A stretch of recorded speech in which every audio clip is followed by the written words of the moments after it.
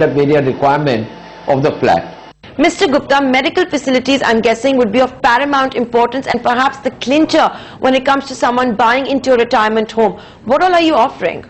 We have a doctor during the day, a 24-hour nurse, a bare minimum number of caregivers are all there.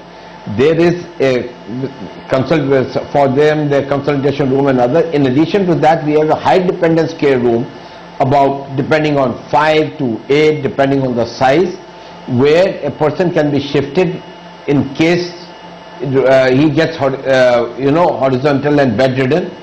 And we have a jacuzzi sort of a thing where they can be given a bath even in a bedridden condition. You know, that dignity we are will be maintaining.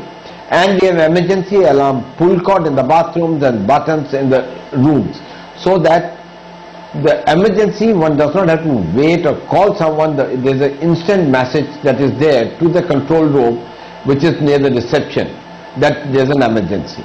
Mr. Gupta, while all of that sounds incredibly efficient, the fact is retirement homes cannot substitute healthcare provided by hospitals. Have you tied up with any? Senior citizens and their families, for natural reasons, will want to know, will they be in good hands in case of a cardiac arrest or a stroke or any other emergency? For each retirement home, we are tying up with a hospital.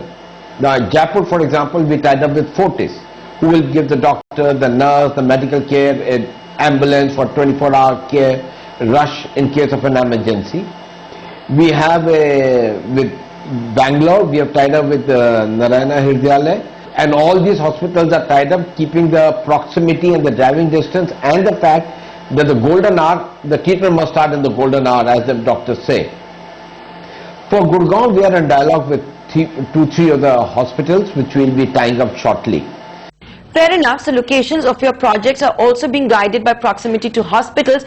Now, what kind of a response have you received for the 3 projects launched by you so far? Surprisingly, we had a very good response. Bangalore was officially launched on 1st of March. As on date, they've got 40 bookings already out of a total of 156. So to me, it is a very good going. One has to, the same in Gurgaon. Gurgaon we launched recently, and already the amount of interest and the booking that have come there are far more than we thought that we would like to do on a soft launch. In Jaipur, we were promoting our retirement home when people were 70 plus, and we told them the need and the advantage, and they realized the advantage.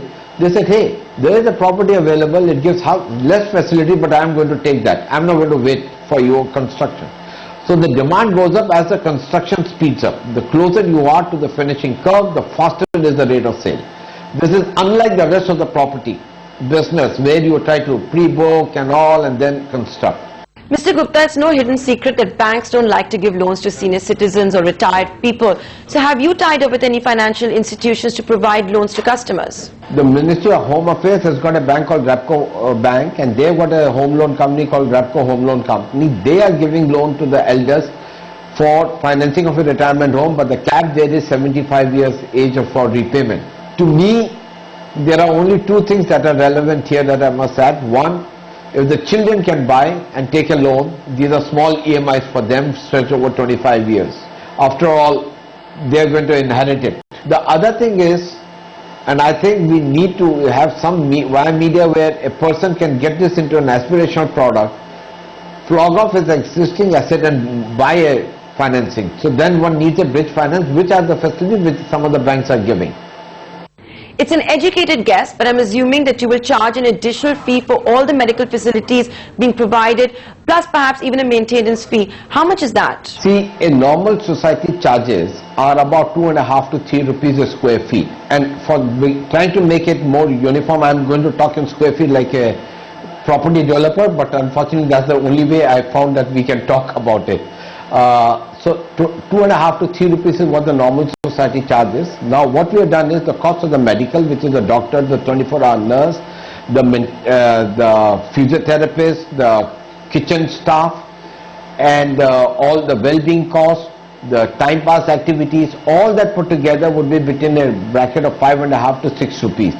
So let us say for a person staying in a 1-bedroom apartment, the total cost would be about 9 rupees per square feet, which will say 9,000 rupees. On top of it, the other cost will be the variable cost of the food, which today at today's price could be 120 to 140 rupees per day per person.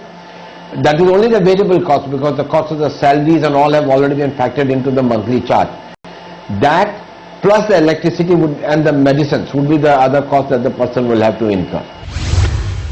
Retirement homes are a new concept and will have to stand the test of time to know if they will indeed succeed in our society. Time now for Deal Street.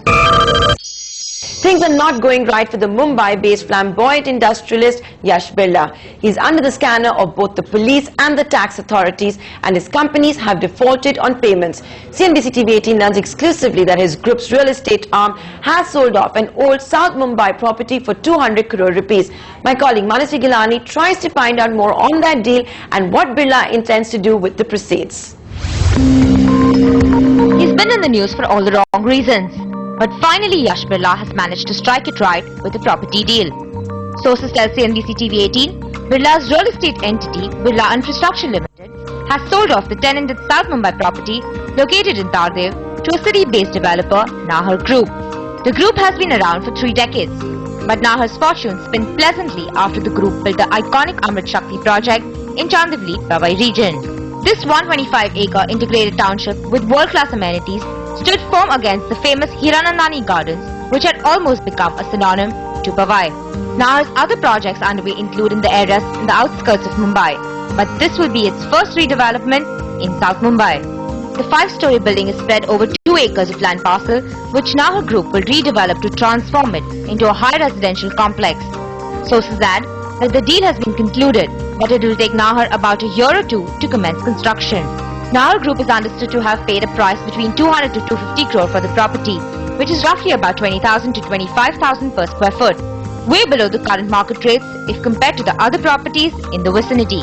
Shapoorji's Imperial Towers, a similar redevelopment project just a walking distance from Birla property, is presently quoting a sale price of 45,000 per square foot.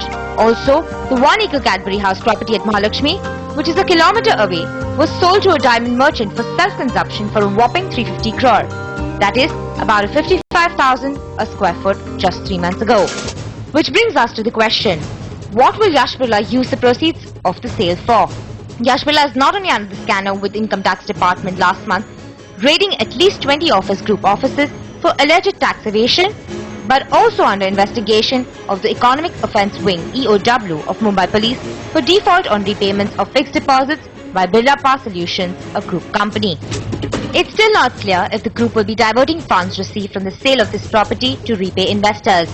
Neither Birla Infrastructure nor Nahar Group responded to CNBC TV 18's email queries, but Nahar Group responded over a phone conversation saying that they have entered into a JV with Birla Infrastructure and the deal size is less than 50 crore.